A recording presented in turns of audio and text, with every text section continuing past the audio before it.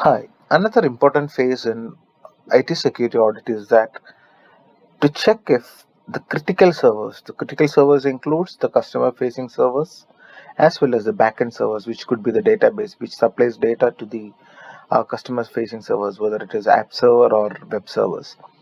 So these servers need to be monitored thoroughly. So normally in an industry, what used to be done is like there would be alarms which would be set up in these servers and which triggers on the events like CPU utilization is more or memory utilization is more.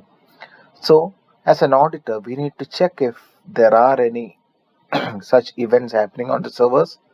So we can just check normally in the event trails, last 90 days would be displayed in the AWS console.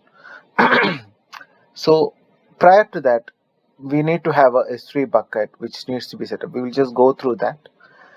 So first, let's check the EC2 instance where whether we have any alarm set for the particular server. So for that, for instance, we are just checking the web server. In this case, the servers are stopped because it's a test environment, but still the monitoring actions would be displayed here. So here you can see that there is no CloudWatch alarm set. So this needs to be raised because the web server is a customer facing server. So whenever there is a performance degrade or CPU utilization is more or more threads are working in parallel, so all those kinds of actions need a technical team assistance in that case. Otherwise, it could end up in an incident where the performance is degraded or even the server unavailability. So an alarm needs to be set here. So as an auditor, we need to raise it. And now we can check if there are any other CloudTrail logs set up.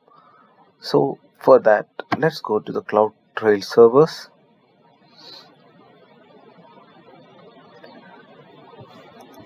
Here in trails, we have to see if there are any trails set up.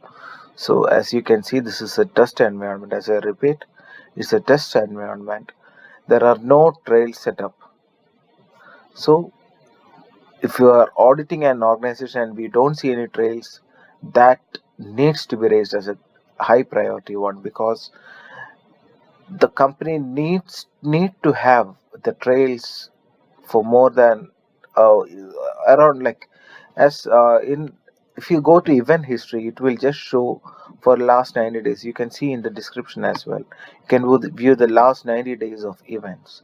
So as in an organization, it's not enough to have only 90 days of events in a critical server. So you need to have the trails, and you need to have the S3 bucket which is referred here. You need to check if the S3 bucket is functional, and you can even view the log files there.